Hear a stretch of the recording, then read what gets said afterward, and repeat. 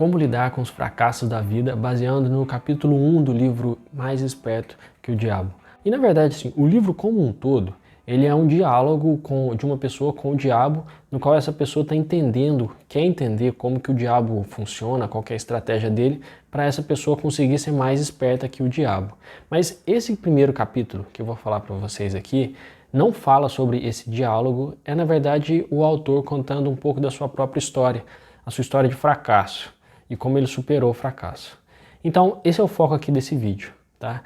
E é interessante que assim, a solução que ele encontrou para superar o fracasso tem muito mais a ver com acreditar na intuição, em ter fé, em acreditar no que ele chama de o seu outro eu, do que efetivamente aquilo que ele fala no começo do livro, de você ter a capacidade de pensar. De toda forma, eu achei bem bacana, assim, por um lado, a ideia de você acreditar no seu outro eu, mas achei perigoso, por outro lado. Eu acho que pode atrapalhar a vida de algumas pessoas em alguns momentos. Eu vou explicar para você cada uma dessas vertentes da conclusão, mas antes disso, de falar minha opinião em si, eu vou falar para você um pouquinho da história fazer um resumo desse primeiro capítulo para você também ter a oportunidade de criar a sua própria opinião, tá? Ele fala assim que lá em 1908 ele foi fazer entrevista com Andrew Carnegie, que era uma das pessoas mais ricas da época e seria também até hoje. E não é o Dale Carnegie, tá? É outra pessoa, Andrew Carnegie. E aí ele estava explicando assim que ele tinha o projeto de entrar na faculdade de Direito e para pagar a faculdade de Direito ele iria fazer entrevista com homens e mulheres muito bem-sucedidos, ia descobrir qual que era a ciência do sucesso, ia escrever matérias e ia vender para as revistas. E aí o Carnegie gostou muito da ideia e falou para ele assim, olha, não faz somente sobre quem tem sucesso, não, faz também sobre quem tem fracasso. Quem fracassou na vida, porque as escolas não ensinam isso e isso é muito importante. Eu até achei muito interessante porque o Carnegie deixou muito claro que ele gostou muito da ideia e colocou muito estímulo para aquilo, mas ele inclusive falou que aquilo é uma coisa difícil de fazer porque nem todo mundo tem dinheiro para bancar uma pesquisa dessa. Ele sugeriu que a pesquisa durasse 20 anos, mas ele não ajuda o Napoleon, embora ele fosse o homem mais rico do mundo. Mas tudo bem, embora ele não ajudasse financeiramente, que eu quero dizer, ele deu um conselho para ele, falou tal como se fosse uma profecia assim para ele, sabe? Soou como se fosse uma profecia, pelo menos para mim, que se a pesquisa fosse bem feita, ele ia descobrir que a causa do sucesso das pessoas são duas, né? Um é esse outro eu, que seria tal como se fosse uma força misteriosa que aparece quando as pessoas estão fracassadas, e dois seria essa capacidade delas de pensarem quando estão no fracasso. De toda forma, o Napoleon achou aquilo muito legal, muito valioso e resolveu sim seguir em frente e aprofundar bastante essa pesquisa dele. E fez, segundo ele, uma pesquisa com 25 mil pessoas, dentre derrotados e dentre bem-sucedidos. Mortos e feridos ele fez com 25 mil pessoas. Ele não falou exatamente quanto tempo que durou, não falou como é que arrumou dinheiro para esse tempo todo. O fato é que ele falou assim, terminei a pesquisa, mas no fim das contas ele sentia que não tinha entendido muito bem a filosofia, mas terminou e precisava de dinheiro, então ele começou a trabalhar em outros ramos. Ele se mostrou que era uma pessoa muito bem sucedida profissionalmente e ele iniciou vários negócios e terminou vários deles por desgosto. Nas mãos dele facilmente as coisas tinham lucro, mas ele não se sentia muito motivado para fazer aquilo.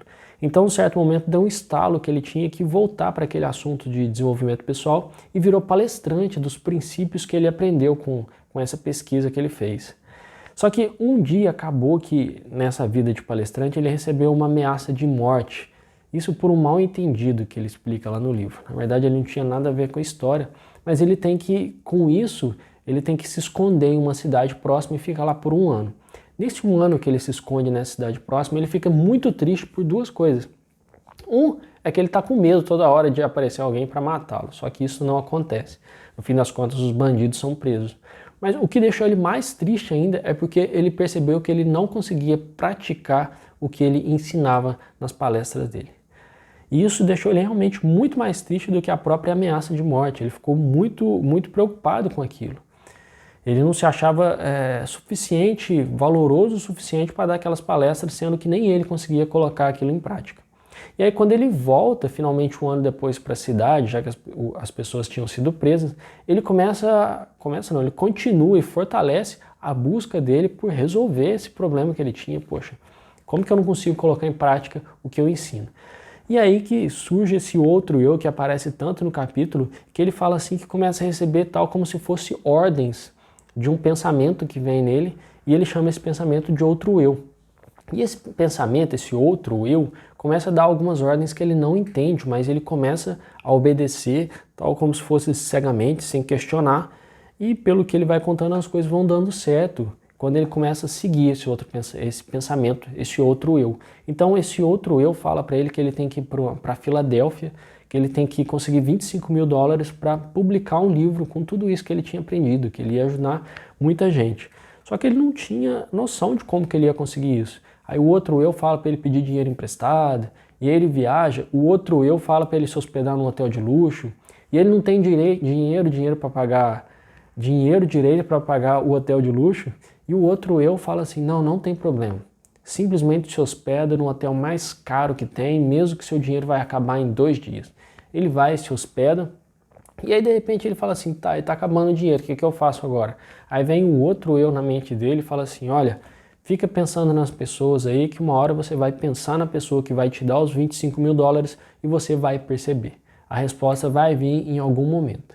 E assim termina o primeiro capítulo. Ele está num hotel de luxo, gastando um dinheiro que ele pegou emprestado com o cunhado, esperando aparecer um pensamento de como ele vai conseguir os $25.000. E aí a gente volta para a pergunta, como lidar com o fracasso?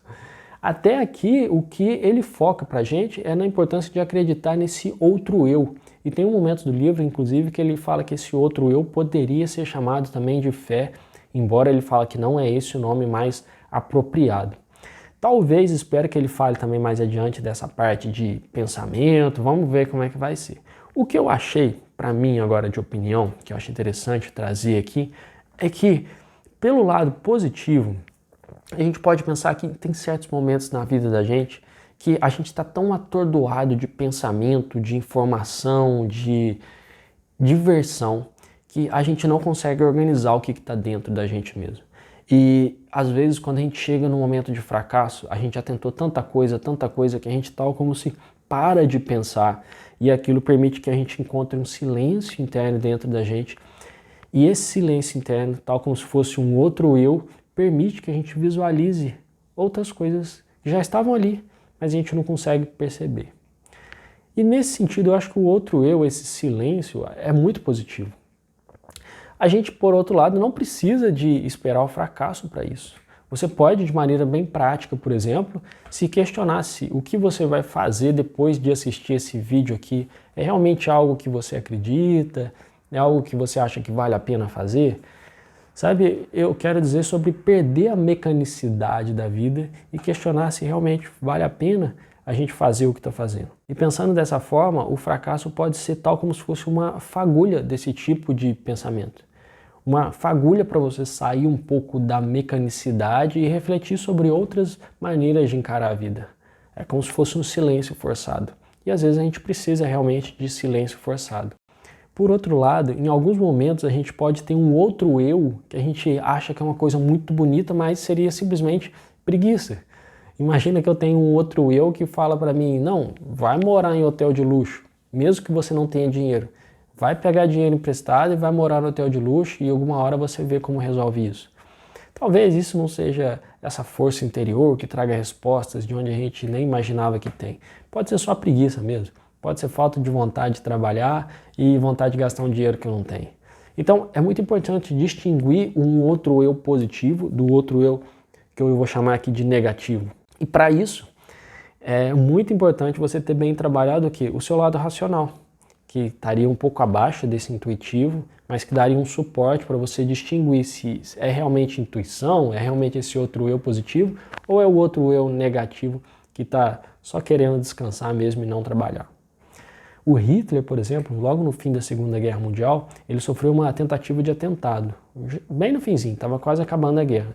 E ele interpretou aquilo, o fato dele ter sobrevivido ao atentado, como se fosse um sinal assim dos céus, do mundo, que ele iria vencer a guerra, que ele já estava predestinado a não morrer e seria o vencedor. E aí o que ele fez? Ele continuou a estratégia dele que estava dando errado. Ou seja, ele interpretou mal esse outro eu que apareceu aí. E a mesma coisa pra gente. A gente tem que saber interpretar aquilo de uma maneira equilibrada. O que é o outro eu positivo e o que é o outro eu negativo. E é isso que eu concluo em relação a como lidar com o fracasso a partir desse primeiro capítulo. Se você gosta desse livro, inclusive eu fiz um outro vídeo que fala do livro como um todo e uma lição que eu tirei dele em relação a ter metas. Tá num card que eu vou colocar aqui. De toda forma, em breve eu vou colocar mais vídeos sobre os próximos capítulos desse livro. Tá bom? Muito obrigado por assistir e eu te espero no próximo vídeo. Tchau, tchau!